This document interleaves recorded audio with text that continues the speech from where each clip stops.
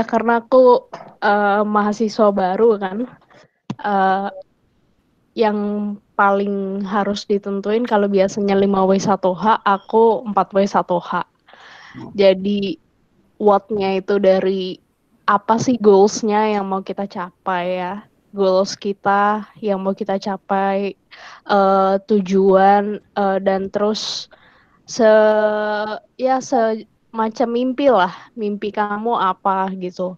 Kemudian where, di mana tempatnya, karena ini kita talk about education di luar negeri, jadi mau di mana kita mau melanjutkan itu.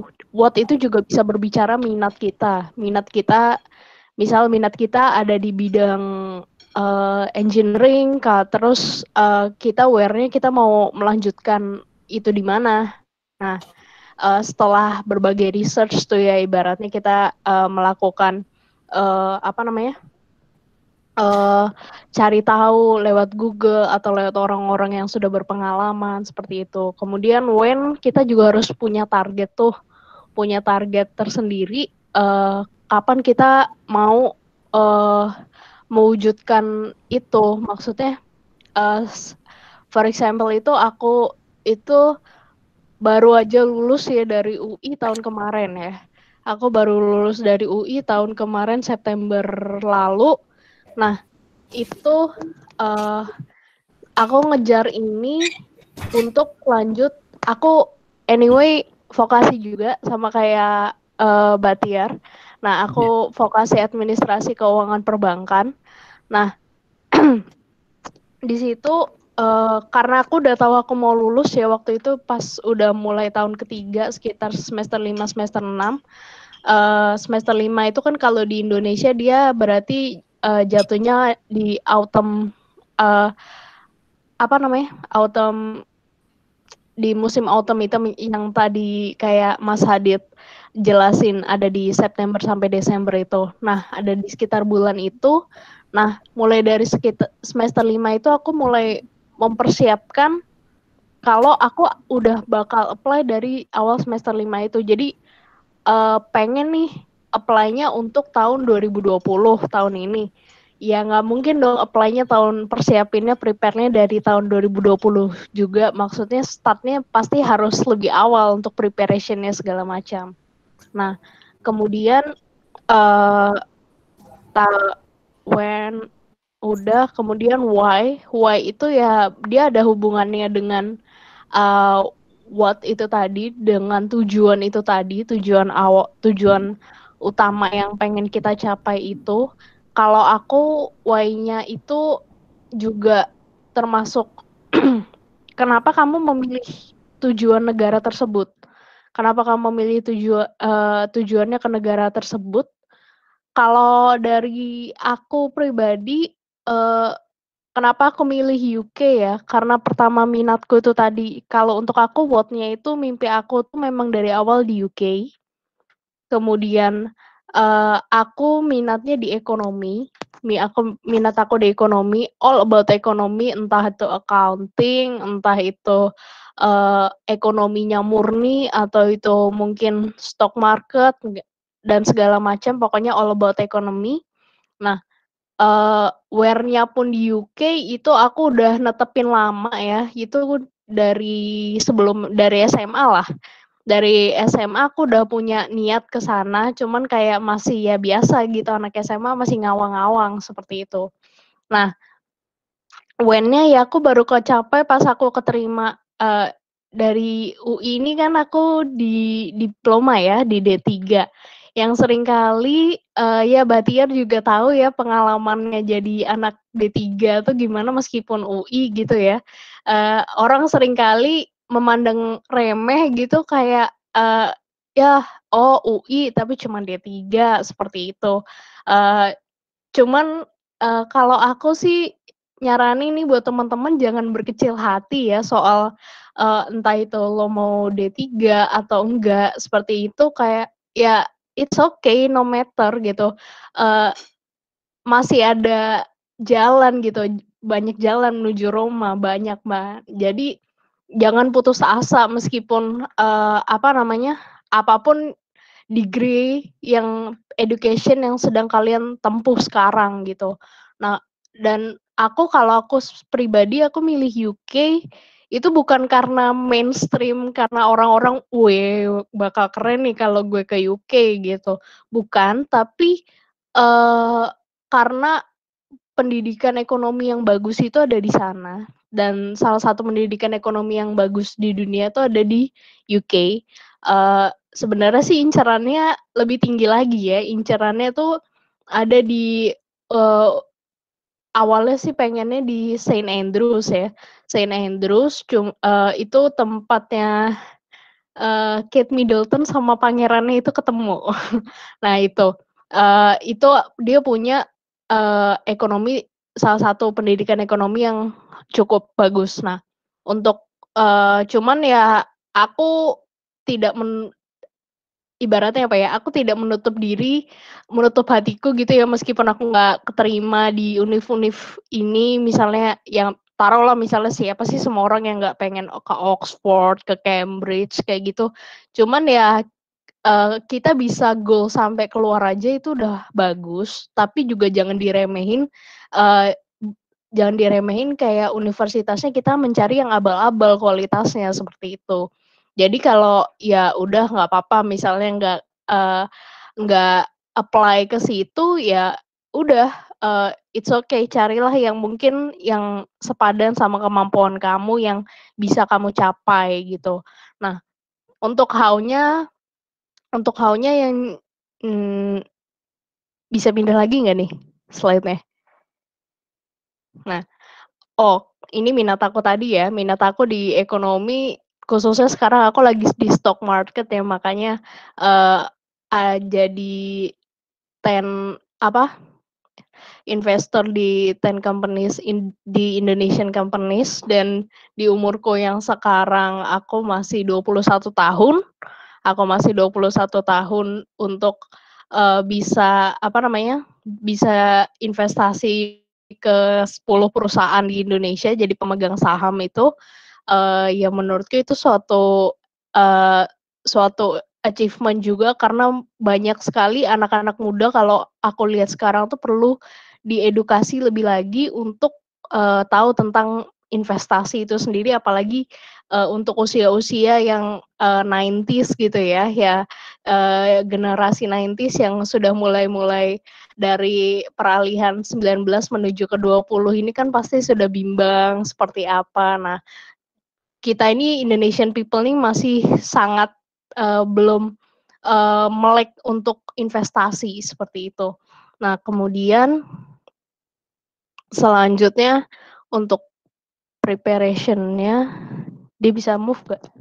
Nah, untuk prepare-nya, eee, yang jelas prepare-nya sebenarnya sama kalau untuk kalian mau apply ke beasiswa manapun, sama kayak yang tadi Kak Hadid ngomong ya, itu, persyaratannya, mulai dari ya motivation letter, kemudian tentang dokumen kesehatan, terus habis itu, apa namanya, ada itu, transkrip nilai, terus habis itu, dokumen-dokumen, lain yang mendukung sertifikat, kemudian, eee, sama karena aku nih pergi ke UK, eee, selanjutnya, eee, aku IELTS ya, IELTS itu must banget, eee, itu kusarankan semua kalau, untuk teman-teman yang mau apply scholarship ke manapun gitu ya, eee, mungkin kalau untuk ke negara-negara yang memang, dia, misalnya basic, language-nya dia English, kusaranin teman-teman punya hasil tes ini dulu, IELTS test dulu. Ini International English Language Test System ini IELTS hasil IELTS test-nya, karena kenapa, itu bakal mempermudah kalian. Oke, di samping CV kalian bagus, kalian udah punya dokumen, tapi kurang IELTS-nya kadang juga bisa jadi terhambat. Kadang juga bisa jadi terhambat karena IELTS-nya ini. Karena aku pribadi aku sempet meremehkan IELTS ini. Aku sempat meremehkan IELTS ini, aku taruh dia di paling belakang. Dan aku bukan ngeremehin gampangnya sih, aku cuman nanti bisa lah, karena kan waktu itu lagi tahun ketiga kuliah di vokasi itu kan kita lagi mau lulus ya, nyiapin TKA semester akhir, jadi kayak udahlah IELTS nanti dulu. Nah, akhirnya ya, apa namanya, jadi harus fail sampai 3 kali. Jadi harus fail sampai 3 kali IELTS-nya karena apa namanya, karena waktu itu juga ya itu fokus untuk kelulusan di UI dulu, bagaimana biar juga nggak mundur kan, nggak ngaret. Nah, seperti itu. IELTS ini kalau untuk ke UK uh, itu 6,5, tapi yang aku dengar dari apa namanya, dari agen-agen pendidikan juga, karena aku sempat konsultasi juga, itu juga memang rata-rata mungkin ada yang diminta 5,5, cuman aku suggest untuk kalian lebih baik mempersiapkan itu, prepare untuk skornya bisa sampai minimal 6,5. Kenapa? Karena kalau untuk terutama pas apply ke univ ya, pas apply ke univ untuk IELTS testnya itu, uh, kalau di bawah 6,5 itu bisa dibilang menurut yang uh, agen pendidikan yang saran-saran yang aku dapatkan, itu juga dia kurang gitu. Itu kayak jadi kualifikasinya jadi sedikit jadi lebih minim lah gitu. Jadi lebih di suggest kalau dia minta mungkin 6,5 gitu. Atau mungkin 7, cuma 7 masih terlalu sadis sih ya untuk kayak untuk minta skor IELTS 7 itu. IELTS ini ngomong-ngomong sama kayak nggak sama sih, beda sama TOEFL. Kalau TOEFL itu kan dulu American ya, American English, kalau IELTS ini British.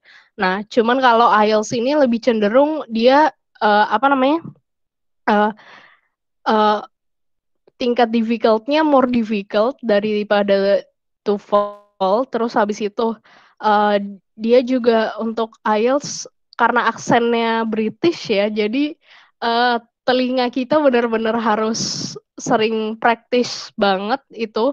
Dan untuk apa ya, untuk yang kita sering dengar pasti ya, yang kita sering dengar practice makes perfect itu juga untuk IELTS ini kadang aku ngerasa karena aku udah fail 3 kali ya, aku ngerasa kayak kok ini udah praktis beratus-ratus kali tapi nggak perfect-perfect gitu ya.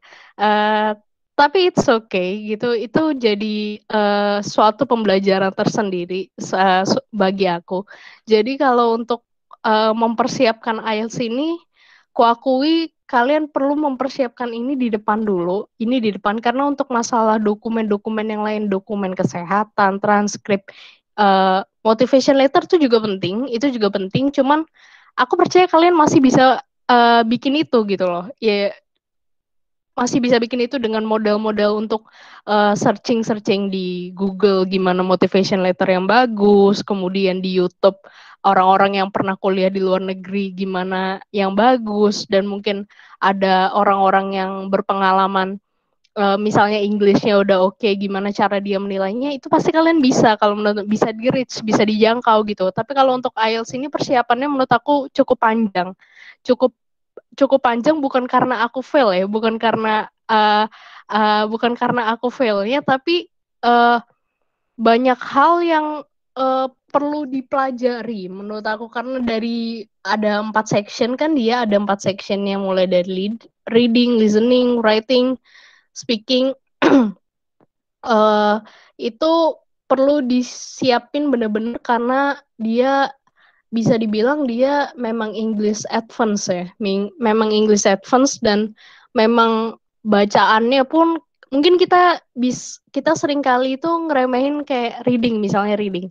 Kita ya bisa lah baca, kita tinggal jawab pertanyaannya, toh gimana ya, segimana sih gue gak bisanya bahasa Inggris, bisa lah paling ngertiin dikit-dikit gitu.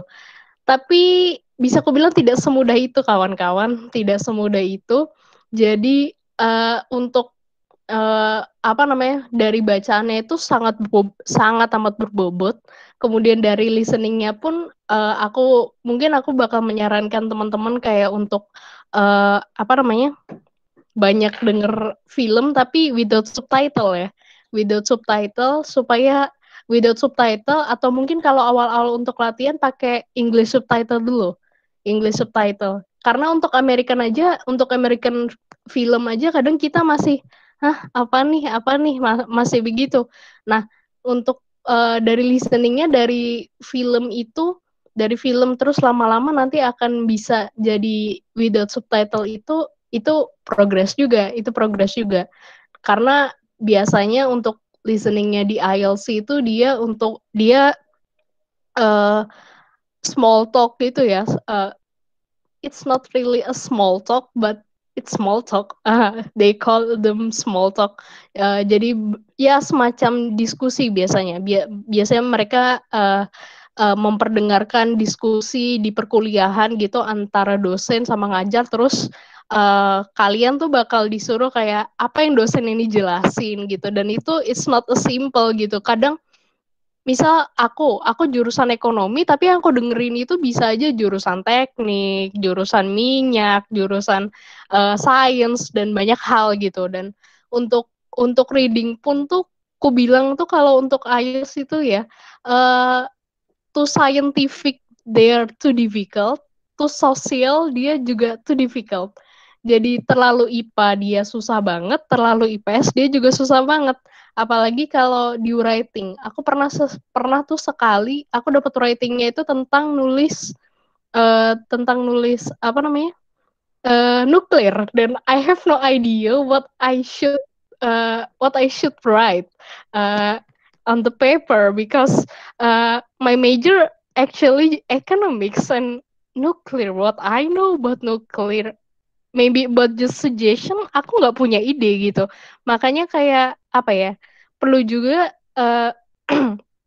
sedikit wawasan sih, meskipun kecil-kecil gitu, tapi paling nggak meskipun dia untuk especially di writing dan speakingnya mereka nggak bakal kayak approve itu lu bakal jawabannya bener apa enggak ya. Cuman kayak paling nggak uh, jangan blank lah, jangan kosong gitu, jangan blank, jangan kosong gitu. Nah, jadi mereka nggak bakal nilai itu. Oh, menurut misalnya kamu tulis di writing kamu menurut penelitian nih sejumlah 10% misalnya coronavirus sekarang. Coronavirus itu hampir uh, sangat mematikan untuk 10% penduduk populasi di dunia. Misal kamu bilang gitu, mereka nggak bakal minta apa namanya kevalitan data itu, tapi paling nggak kamu ada pengetahuan gitu di bidang di situ. Cuman ya memang itu mereka mintanya luas, makanya aku sarankan untuk mempersiapkan IELTS ini benar-benar dengan segenap hati dan segenap waktu kalian ya, dengan segenap waktu, bahkan sampai bosan pun mau nggak mau harus dipaksa diri kalian. Karena aku nyoba mulai dari nggak les, terus habis itu ikutan les yang murah, terus habis itu belajar di internet, terus habis itu akhirnya yang terakhir ikut les yang agak lumayan harganya yang pricey. Itu tetap ada failnya itu, dan hampir ada di fase kayak pas sudah fail yang ketiga tuh ya, kayak udah ya, yang pertama tuh skor aku tuh 6, kemudian yang kedua sama ketiganya 5,5. Itu padahal itu after having English courses, dan di situ pasti of course I will done gitu ya. Itu karena apa namanya, uh, udah dilesin kok malah jeblok nilainya, kok malah turun. Sedangkan standar yang diminta itu 1 poin lagi ya, untuk menjadi 6,5, dan itu ngos-ngosan parah, ngejarnya ngos-ngosan parah. Itu aku pribadi mulai benar-benar prepare-nya dengan benar-benar tuh sekitar dari awal tahun ini sampai bulan April lah, 4 bulan, sekitar 4 bulan. Kalau untuk dari lulus sebenarnya udah mulai enggak, Iya ya, dari lulus itu sebenarnya udah mulai prepare dari September pas habis lulus tuh udah mulai prepare IELTS-nya. Cuman aku ya itu masih santai. Ternyata begitu kayak ngerjain soalnya jeng-jeng kayak itu bakal mengejutkan gitu karena it's not as easy as you think gitu. Meskipun kayak kamu nih udah pinter bahasa Inggris nih di antara teman-teman kamu seperti itu. Bahkan kamu pernah having exchange pun, aku pernah punya pengalaman exchange ke Ukraina itu, having exchange experience pun nggak menggaransi kamu untuk mendapatkan nilai IELTS ini tinggi itu dengan mudah seperti itu. Jadi kayak benar-benar harus mendalami kayak ibaratnya lu belajar sastra Inggris dulu sih.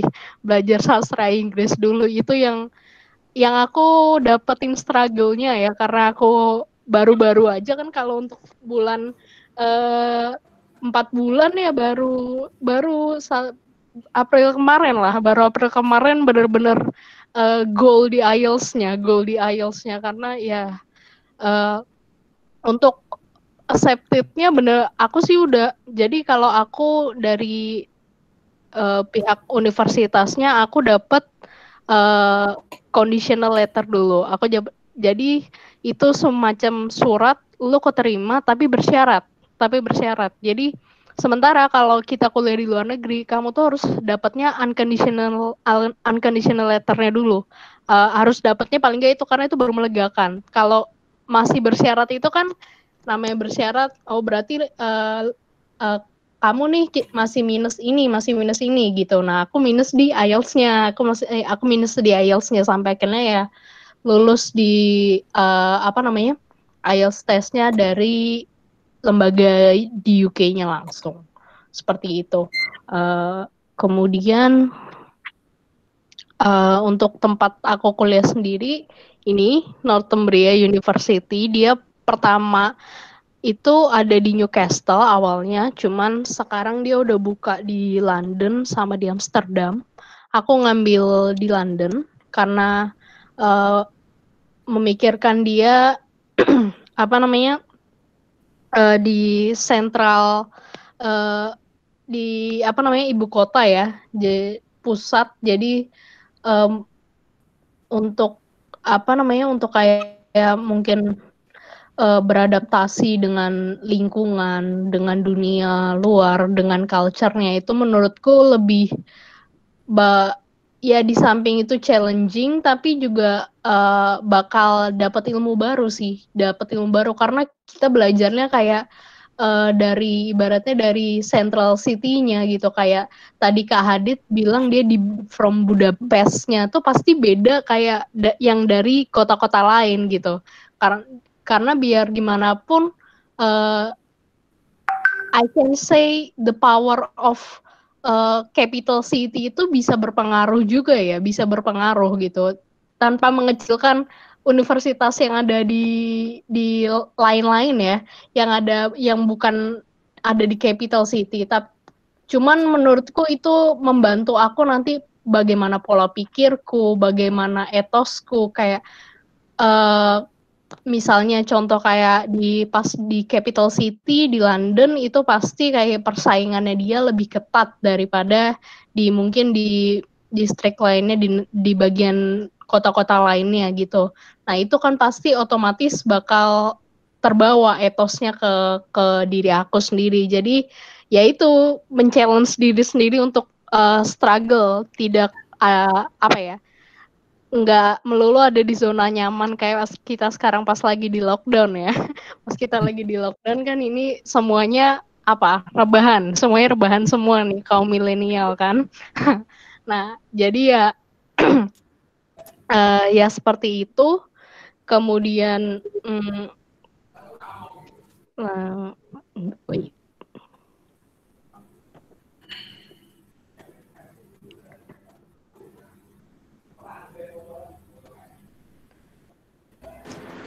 Oke, kalau untuk jurusannya aku ini ya, Business Enterprises Creation and Management.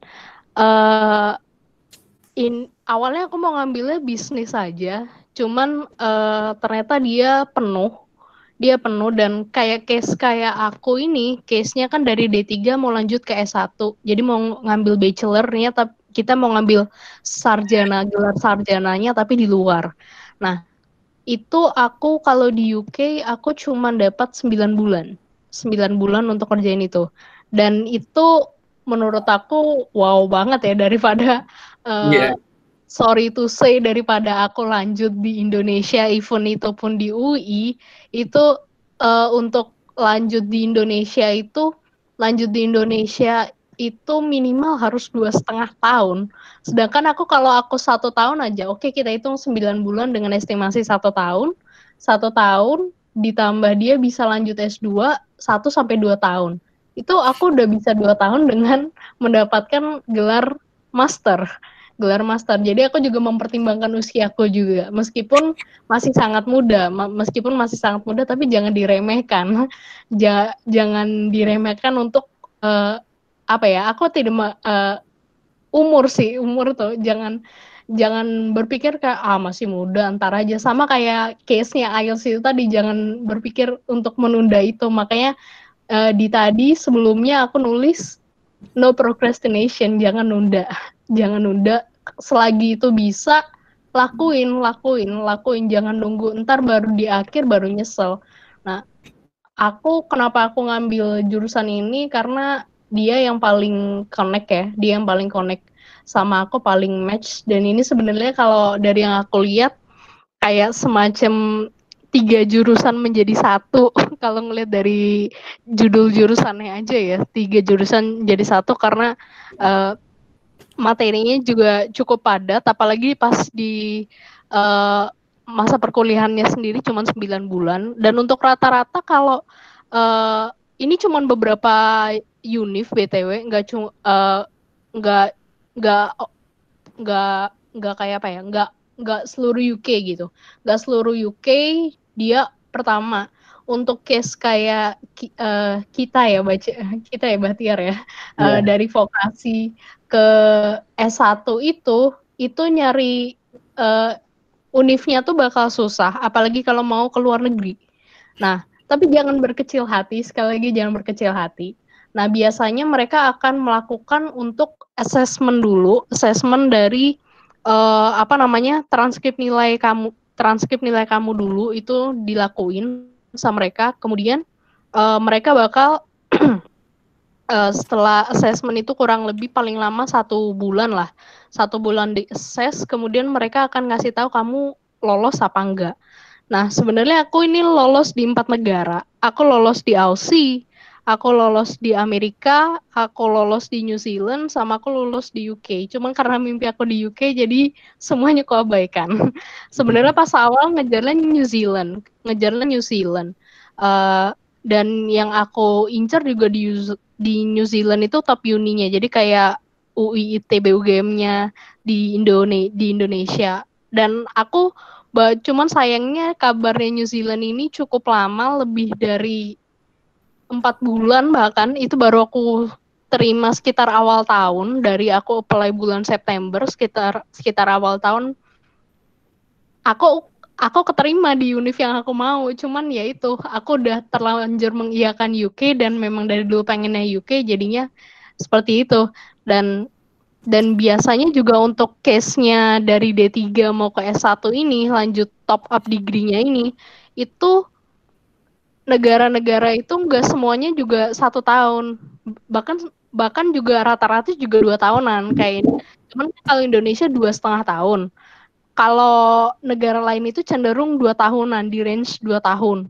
Jadi aku juga masih mikirin, aduh lama banget 2 tahun seperti itu. Jadi itu ya, tapi puji Tuhan karena yang pertama ngasih tahu hasilnya ke assess dia UK, sebenarnya enggak, yang pertama tuh Australia, baru ke UK. Di Australia itu aku keterima di Southern Cross Australia. Itu cuman aku sebenarnya nggak minat, tapi play aja. Tapi play aja itu dia nawarin 1,5. Dia nawarin 1,5 baru di UK. Nah, di UK ini yang paling cepat, meskipun pricey-nya ya, harganya tidak membohongi gitu. Nah, Itu.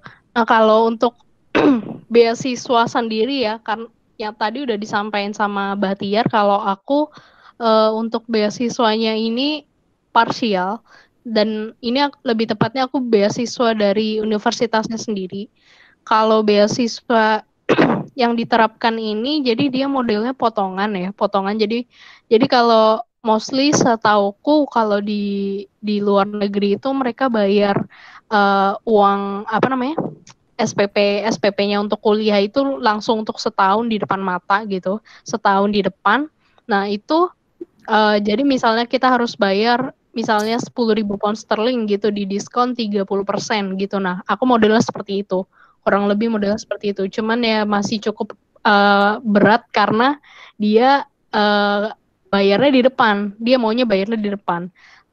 Atau enggak paling enggak dia minta deposit sekitar 50% lah, 40 sampai 50% seperti itu. Nah, untuk uh, untuk kayak applying beasiswa yang uh, masih partial gitu menurut aku masih lebih mudah ya. Masih lebih mudah karena biasanya orang cenderung mencarinya kan yang fully funded. Nah, kalau yang partial itu cuman syaratnya masih sama, cuman mungkin kelonggarannya itu masih lebih ada lah. Kalau dia masih lebih ada seperti seperti itu. Kemudian udah selesai. Oke Kak, wah keren ya Kak, kalau di kehidupan di sana itu. Terus kalau kayak rintangan-rintangan tadi kan seperti harus belajar keras untuk ya IELTS, terus seperti yang lain. Terus ada tekanan nggak Kak? Untuk aku nih, Iya, tekanan kayak aku harus ini gitu. tekanan sebenarnya sih kalau aku menempatkan itu bukan tekanan ya, tapi motivate aku. Karena gimana ya, kayak itu kenapa itu memotivasi karena itu kita mau nggak mau harus mencapai itu seperti itu. Kita mau nggak mau harus mencapai itu. Jadi kayak harus diubah mindsetnya untuk tidak menjadikan itu tekanan. Karena kalau kita jadiin itu tekanan, kita bakal capek terus. Kita bakal capek terus. Tapi kalau kita ngelihatnya, gue belum nyampe nih ke goal gue belum menang istilahnya lagi. Gue belum menang nih, gue belum nyampe garis finishnya yang gue pengen gitu. Ya pasti apa namanya pola pikir kita juga berbeda. Jadi tergantung cara pandang kita juga. Kita mandang, misalnya kita taruhlah cita-cita pengen, misal pengen ke UK, terus habis itu IELTS gue fail, udahlah gue ini. Ya aku bilang perlu niat yang kuat ya, perlu niat yang kuat gitu. Uh, karena aku ngadepin fail yang berkali-kali, aku bilang itu memang gak mudah, tapi bukan berarti kalian gak bisa. Itu sih yang gue pengen bilang. Itu gak mudah, tapi bukan berarti kalian gak bisa ngelewatin itu. Semuanya bisa kok, asal niatnya. Kalau apa kata-kata quotes-nya aku itu, gak ada mimpi yang terlalu kecil untuk dicapai, tapi selalu ada usaha yang terlalu kecil untuk mewujudkannya. Wah, keren. Gitu kalau. Karena mimpi segede apapun menurut aku pasti bisa dicapai asal kamu mau nggak bayar harganya untuk mewujudkan mimpi itu jadi kenyataan. Itu sih kalau dari aku, cuman ya di fase-fase mungkin ibaratnya galau, melo, melankolis itu pasti ada sih. Yang namanya fail ujian gitu pasti sedih pasti. Cuman ya ada kalanya kita mesti berdiri lah, kita mesti bangkit untuk nyelesain lanjutin ke tahap berikutnya. Seperti itu sih.